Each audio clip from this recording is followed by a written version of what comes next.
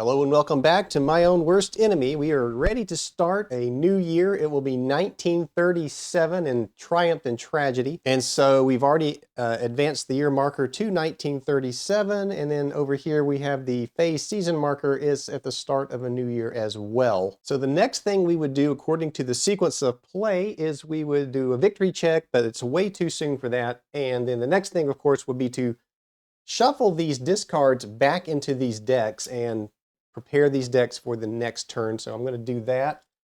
We will grab all the cards that we played from the action deck, and I will shuffle those into the main deck, or the remainder of the main deck, and I will shuffle these around, and we will get those shuffled as best that we can. All right, and we will put those back. I will split the deck about there, and we will put these back into the action deck area on the board. And now we will do the same thing for the investment cards. The investment deck will be reshuffled now. Shuffle them all around, and this would probably be I don't know if a card deck shuffler would be something that would work on these sleeved cards. That would be an interesting experiment to try, though, to shuffle these a little better. I am shuffling the best I can, though, and I think they're pretty well shuffled there. So I'm going to split the deck right about there, and we will put the investment deck back on its spot on the board. And with that, we move on to the next thing in the sequence of play, and that is the peace dividends.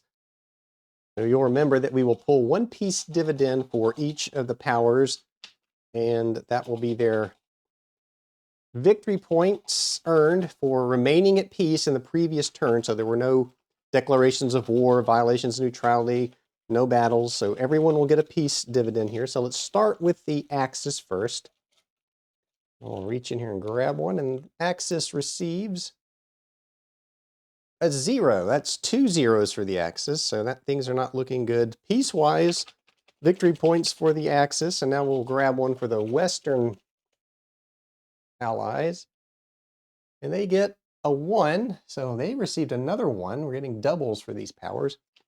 That would be good news for the Soviets if they pull a 2, but let's see what they get. So the Soviets pull a 1, ending the doubles theme that was developing there. So we have our peace dividends now, and the next thing we do is determine the turn order. And you'll remember that we roll a d6, and that will determine where on this board, and we saw the turn order marker out, so let's get that off. Where we start, who we start with, and which direction we're going to go. So I'm going to roll the d6. We roll a 1, so 1 is on the Axis side, so I'm going to put the turn order down here, indicating that we will start with the Axis and we'll go counterclockwise again around the board. And we will start with the Axis in the production phase. Now, before we start the production phase with the Axis, let's take a moment to look at where we are after 1936. The Axis in the last turn managed to get Czechoslovakia and Austria through diplomacy only, so there was no need to invade anything. It was strictly diplomatic actions that brought those two into the Axis as satellites. So this is looking good as far as gaining more territory for the Axis. Now, the thing to remember, again, with the Axis, this is critical, because if they do go to war, their resource block is sitting at 6, and that's terrible. That means they would get 6 build points to spend in the production phase, and that's not something you'd want when you go to war. So they need to figure out how to get more of these resources. And how do you do that? Well, remember that the triangles on the board, these are areas that will bring more resources into your power. So Hungary is sitting there with 1. There's Yugoslavia, Bulgaria. Then once you get down into Turkey, there's 1, and then Greece has 1. Up here, of course, you have Finland, Sweden, and Norway, and Denmark each have 1. So there's resources for the taking north and south. Now, the Soviets, they're not looking too bad as far as their resources go. They're up around 13 already, so it's not as crucial to them to get their resources built up. Their industry, however, is still sitting at 10, so if they did declare war, they would only get 10 build points. So they're probably going to want to continue to increase building up their industry. Now, it's interesting here, between the Soviets and the Axis, I'm not sure how this is going to fall out yet. Like I said, this being a narrative play, I don't know if the Soviets and the Axis are going to work together yet. Maybe they come up with some kind of agreement where, you know, the Soviets tell the Axis powers, you take the South, take those resources, and we'll take the Northern resources, or who knows? It's still a little early to determine that. The Soviets did move their forces forward last turn. The Germans have built up their forces. They were able to increase their cadres up by 1 point. So they are building up their military strength. So they're still pursuing the military victory right now. That's their goal. It can change. It certainly may change now that we're seeing these satellites forming. That's kind of unexpected. And then we have the West, the poor West. So their industry is also sitting at 9. That probably would like to get that a little bit higher before war begins so that they can have some more production points coming in. But as far as what they can or can't do, there's not a whole lot they can do right now. I don't think they want to go out and declare war. So they're just going to sit there. And again, they're probably going to try to build up their industry, maybe build up their military a little bit, maybe add some new cadres.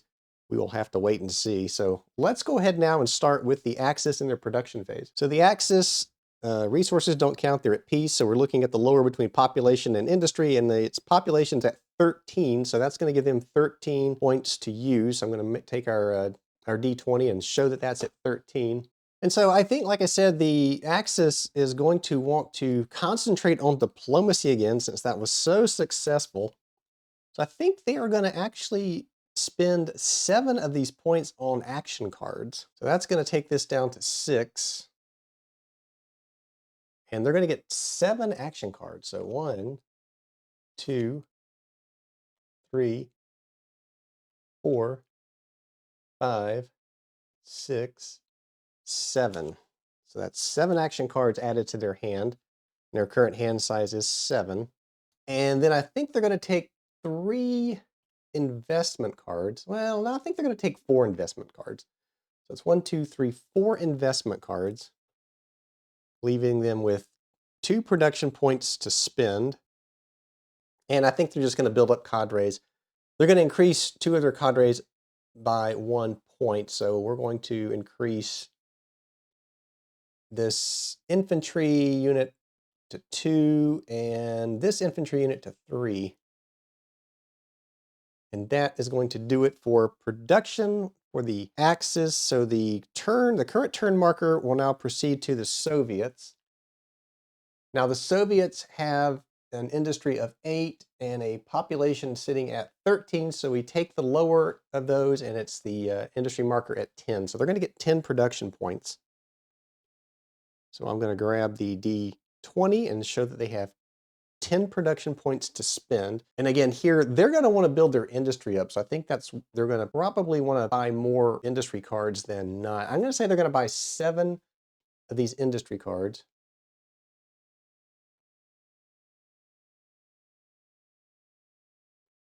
So that's 7 industry cards. And so they have 3 remaining, and they're just going to pick 3 action cards, choosing not to increase their cadres any. So that's it for production points for the Soviets. Now we go to the Western Alliance. And again, they're going to want to build up their industry. I'm going to say, well, let's see how many production points. I'm getting ahead of myself here. Sitting at 9, see that industry is that's too low. So they have 9 industry points. They definitely want to get that up. I'm going to say they're going to get 6 of these cards. 2, 3, 4, 5, 6. Actually, you know what? No, I'm going to say they're going to get 5. So 1, 2, 3, 4, 5. And the reason I say that is because the West still needs to be able to conduct diplomacy with what's going on with the Axis and the Soviets. So 1, 2, 3, 4, 5 of those industry cards, and then 4 action cards. So 1, 2, 3, 4, and they're not going to build up any cadres. Now that's risky because we see what Germany is doing. They are building up their military strength-wise. So that was the production phase, and we are now back to the Axis player, and we will now enter the government phase. So starting with the Axis, and again, they've got a lot of cards in their hand. looking to gain some more satellites, or at least maybe some protectorates if they can. Let me take a second here and we'll go through these cards and see what they have.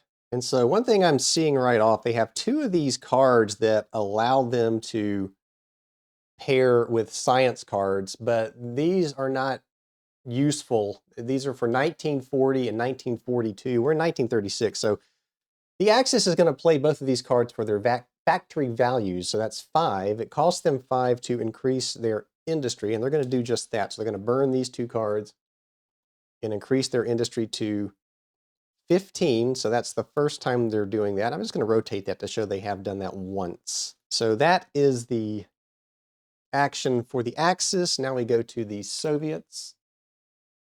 And again, I am going to start with the industry cards first. We'll get through the industry stuff first, and then we will go to the action cards, the more diplomacy type cards. So let's take a look and see what the Soviets may want to do here. All right, and already some interesting cards here in the Soviets' hands. They do have 2 heavy bomber cards. They can play for the heavy bomber technology. That is definitely a possibility. They also have 2 motorized infantry. Now that would allow infantry to move 3 if they decide to choose that technology. So there's 2 technologies they can earn. Here's another very interesting card. So they've gained one of the Atomic Research 1 cards. They could hold on to that and try to get the second one and start progressing towards the atomic bomb. They've got a sabotage card, which says reduce the rival's industry by 1. So they could play this to reduce either the Axis or the Western powers' industry by 1. That's also interesting. They have another heavy bombers card and an LST card. So you know what I think they're going to do? They're going to also choose to increase their industry. So it's a 4 and a 3. So that's the 7 they need to increase their industry. So that's going to move their industry up to a 11. And we'll rotate that 1 to show that they have chosen to do that one time already. Remember, you can do that twice in this year. So that's it for the Soviets. Now we will go to the Western powers. And again, the West has 2 things in mind. 1, they want to get their industry up, and 2, they need to conduct diplomacy. So let's start with the industry cards first. So looking at their industry cards, and they need to spend 6 to increase their industry. So they also gained one of the Atomic 1 research cards. They might want to keep that. Now this is interesting. They have 2 rocket artillery cards. That is actually pretty powerful because it allows your infantry to have the first fire rating, which will allow your industry to do just that. That may be what they want to play right now. There's a coup card that says remove all rival influence from 1 minor nation, but unfortunately, none of their rivals have influence markers that they could remove, because once you achieve satellite status, diplomacy can no longer be conducted in these countries. All right, so I think what they're going to do then, they're going to spend that coup card and this Atomic Research 4 in this jet card. They're going to spend 4 factory points to up their industry. So these will go back into the investment side, and industry for the Western Alliance goes to 10, and I'll rotate that to show they have done that one time. And then play goes back to the Axis. We'll put their cards back here for the Western Alliance. Back to the Axis. So the Axis is going to spend 6 factory points to increase their industry one more time to 16. And I'll flip that upside down, showing that they can no longer spend factory points to do that, although they only have 1 factory card left, so that's not going to be a big deal anyway. And now we go to the Soviets. Grab their factory cards here, and I think they're going to play for a technology here. They're going to go ahead and get this motorized infantry, which will allow the infantry to move 3. That could be useful. So they discard 1 of those, but they keep 1 to show that they have motorized infantry. I'm going to put that, it's off board, you can't see it. I'm going to put it off board just above the board like this, so that motorized infantry is pointing north along with the strengths of the cadre. So I know that the Soviets have motorized infantry. And I'll just keep those stacked up there as we go along. And that will end the Soviet card play. And we will go now to the West again. That rocket artillery is looking very, very intriguing. So they're going to play that. They're going to play their rocket artillery. So that's going to have infantry receiving that first fire effect. So I'm going to do the same thing with their technology cards, put them at the top with rocket artillery pointing northwards to show they now have that technology. And now we go back to the Axis. The only thing that the Axis has left as far as factory cards go, or I should say investment cards, they've got this Spiring card that allows them to blindly take one card from a rival's hand. They're going to do this. They're going to play this card to take one card from the Western Alliance's hand. So it's a random card. And I see one of these is upside down, so let's just go ahead and get that right side up. We'll give them a quick little shuffle. And they will blindly take a card, this card. And they took a Summer Command card. So we will place that into the hand of the Axis and go back now to the Soviets. And I think the Soviets are going to play this Sabotage card. So the Sabotage card allows them to reduce a rival's industry by 1. So they're going to play this card on the Axis. They're going to knock the Axis industry back down to 15 because they're seeing the Axis industry just really ramp up, and that makes them a little bit nervous. So they're going to play that card. Now we're going to go back to the Western Alliance. See what they have left in the way of investment cards. They have 2 investment cards left, and I think they're just going to pass. Actually, no, they're not going to pass. They're going to play a, let's see, they're probably going to want to play a diplomacy card here. So I think they're done playing their investment cards for now. So let's see what diplomacy card they might like to play. So they're going to play this Birds of a Feather card. This is the one that says add 1 friendly influence marker or remove from a neutral nation listed after your faction. So for the West, that's the USA, the Low Countries, Denmark, or Czechoslovakia. So they're going to play this for a USA influence marker. So let me grab one of those. So the West now has an influence marker in the US, and that is going to do it for the West. Now we're going to move to the Axis again. And let's see what they have left in the way of, I think they've played all their factory cards. So now they're going to go into the big diplomacy push because they now need to take areas that have resources. They want to get their resource marker up. That's their main weakness right now. So let's see what they can do. And I think they're going to play the Versailles card that says add 1 friendly or remove 1 rival influence marker from one of the neutral nations listed after your faction. For the Axis, they can do this in Austria, Hungary, or Turkey. I think they're going to do this in Hungary. So they're going to add 1 influence marker there. So let's discard that and add an influence marker in Hungary. So they're continuing their diplomatic push. And now we will go to the Soviets. They still have factory cards, so they went on a factory push this time. They could choose to build up their industry one more time, or they could also choose to develop a heavy bomber. So heavy bomber will let your Air Force move 3. I think they're going to do that, actually. So they're going to go ahead and play that heavy bomber card. So now they have motorized infantry and heavy bomber. So the Soviets are making scientific progress right and left. So that is going to be it for the Soviets. Back to the Western Alliance. And let's see what they want to do. They are going to play a USA card. So I'm going to put that up here. So they've got a USA card out. Now I'm going to come back to the Axis. And the Axis, not so surprisingly, is going to play a Hungary card. So let's put that down. We'll put it on this side so that I can see it. Back to the Soviets. The Soviets are going to play this isolationism card, remove 1 influence marker from US, Spain, Low Countries, Poland. So they're going to remove that influence marker from the US that the West just put in. So that's gone. And that's their card play. Back to the West. They're going to play an influence card in Norway. And that is it for now. So we go back to the Axis, who wants to put out a 3rd card in Hungary for their actions. So now we go back to the Soviets. And so they're going to play this Birds of a Feather card. It says add 1 friendly And they're going to do that. They have the choice between Portugal, Spain, Yugoslavia, or Latin America. So they're going to go for Spain. So that's going to put an influence marker into Spain for the Soviets. And that is their turn. We go back to the West. And they're going to negate that influence marker that the Soviets just put out. We have this intimidation card.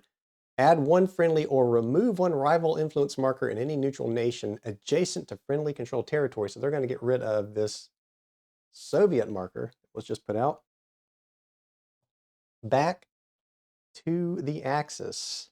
And let's see, they would like another Hungary card there, I guess, but things stand. Looks like they were going to get another satellite anyway. They're going to put out a Denmark card. All right. Back to the Soviets. It just so happens they have another one of these cards, Brothers in Arms, so they can put an influence marker directly into Czechoslovakia or Spain, where they're going to put it into Spain again. So that influence marker is right back into Spain. And we go now to the West, who is running out of cards rapidly. And they are going to, what are they going to do? They're going to put a card out for Latin America. Now we go down to the Axis, again with this handful of cards, and they're going to put down their Latin America card. And so, as I said, I'm going to do this as we go along. So this Latin America card will cancel out this West Latin America card. So those are out.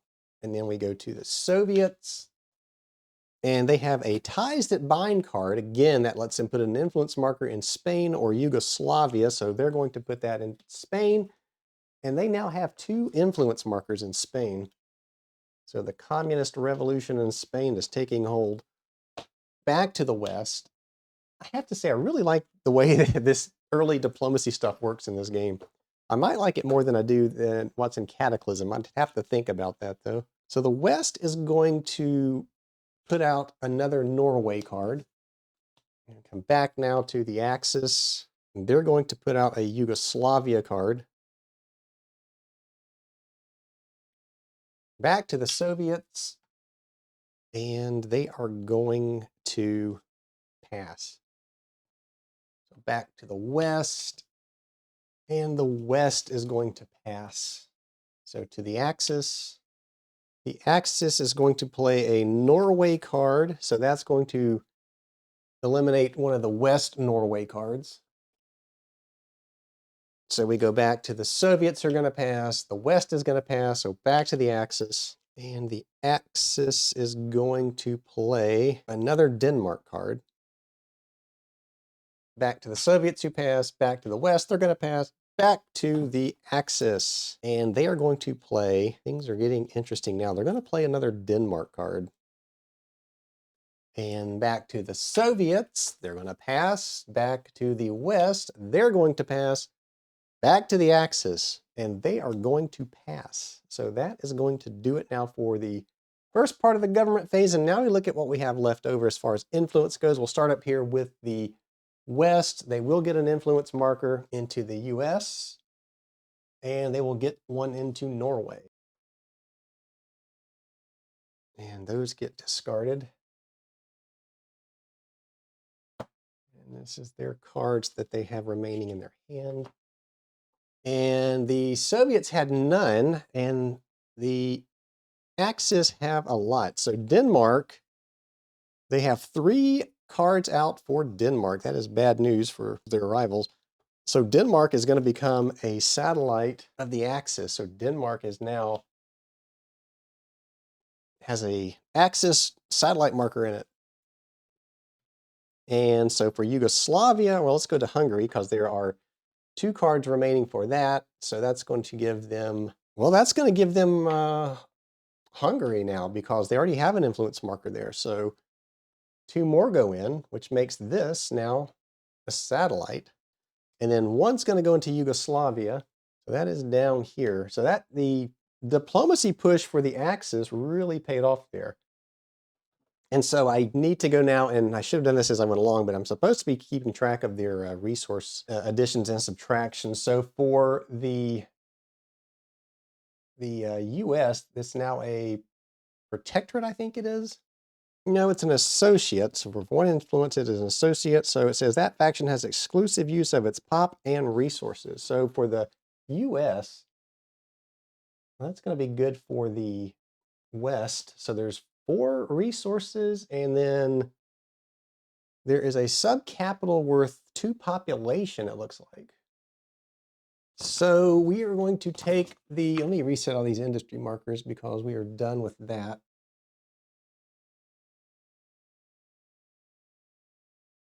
So with the US now, an associate of the West, there are 4 resources in there. So we're going to go from 12 to 16. Wow. Of course, that may not stay there. That's only one influence marker that could easily come back out. And then this 2 subcapital is 2 population, right? So the population goes to 2. It's now at 14. So that was the West, or at least the US. They also had Norway come in, which is going to add 1 more resource. That's going to bring that up to 17. Oops. And I don't think they had any other additions. We now go to the Soviets, who gained, so they're in Spain. They're still going to get the population and resources, but this is now protectorate, which, let's see. So there's no resources in there, but there is a capital, which will boost their population by 1. So they're now at 14. And I don't think they added anyone else. And then we went to the Axis, who managed to gain Hungary. So there is 1 resource for the Axis, which is what they were looking to do. And then they had an influence marker go into Yugoslavia. So that's going to increase the resource marker up to 8. And they also had Denmark come into their power as a satellite. So that's going to, and that's, the populations aren't going to do anything, but they will get 1 more resource. So they did manage to grab some more resources. No population in well, let's see, Hungary did increase their population by 1. I don't think I marked that. So that's going to be another bump to the population. And that is it. I think that's it. I hope I didn't miss anything. I was supposed to track that as I went along, because it's easy to get confused if you don't do that. So that is it for the government phase. And now we just have to make sure that everyone's hands are in compliance. I know that they are, because the Soviets can have 6. They only have 4. The West only has 3, and the Axis only has 3. So that is it for the government phase. And the other thing I'm forgetting to do is move my my phase and my season markers should be in the government phase. We should have been moving that down all along. All right, so now we are going to enter into the spring, our command phase here. So the Axis, let's see, they want to play a card. They are going to pass. So the Soviets, do they want to play a card? They are also going to choose to pass. And the West will also pass.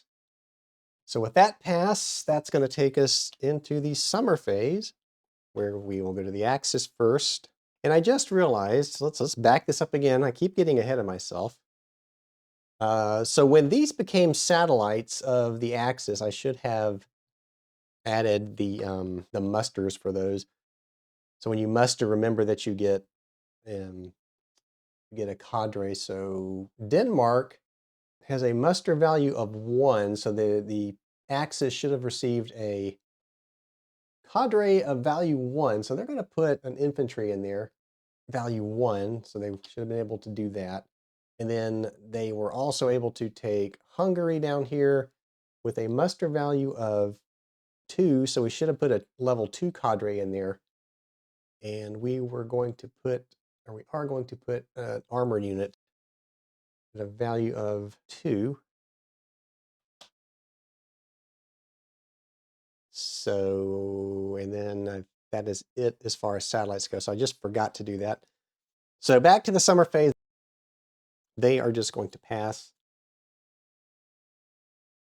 The USSR, they're going to pass.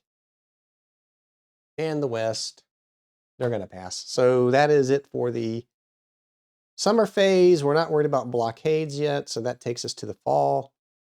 Back to the Axis. They're going to pass. Do the Soviets. Pretty sure they're going to pass. Yeah, well, let's see. Yeah, they're going to pass. To the West. Pretty sure they're going to pass as well. They are. They're going to pass. 3 passes in a row takes us to the winter phase. This is strictly for the Soviets, but they're going to pass, and that is going to end the turn. So put our phase marker into a new year, and we're going to advance the year to 1938. Very, very interesting things are going on with the Axis. So they have managed to gain more satellites. They gained Denmark, that's straight, so that's huge. The Soviets have gained some influence in Spain, which is also interesting. And the poor West is just sitting there watching all this horrified because they really they have nothing planned at this point other than just to react, which probably isn't a smart thing to do. The Soviets have gained 2 technologies. They have gained motorized infantry, which allows their infantry to move 3, and heavy bombers, which allows their air force to move 3. So that's pretty impressive. The West does have rocket artillery now, so that's going to allow their infantry to have first fire, and it looks like they're going to need it. The Axis has no technology yet, but they are ramping up rapidly for war. They have increased the strengths of a lot of their cadres now. Their resources are finally up to 9 from 6. So if they do go to war now, that looks a little bit better for them. I'm still not sure what's going to happen. I'm still on the war path, the military path for Germany. I think that's going to be their ultimate goal. I don't know who they're going to strike first, which way they're going to go. The Soviets, again, I don't know. They could certainly declare war. I think they have enough. Their 3 indicators here are high enough on this track that 11 is the lowest, so that's not horrible if they declare war. And then the West, they really need to get their industry up. Their resources are through the roof right now at 17. That's because the U.S. is an associate, so that's very fragile, though. That's only 1 influence marker in there with 4 resources coming in. So all it takes is another diplomacy push for someone to knock that out, and they would certainly lose those 4 resources. So that's not a very good position for the West to be in. So that's going to do it. If you liked the video, please give it a like. Consider subscribing if you haven't. And again, if you have any suggestions about how you'd like to see some of this unfold, I am more than willing to entertain those in the comments down below. As always, thank you for watching, and I'll see you back here next time.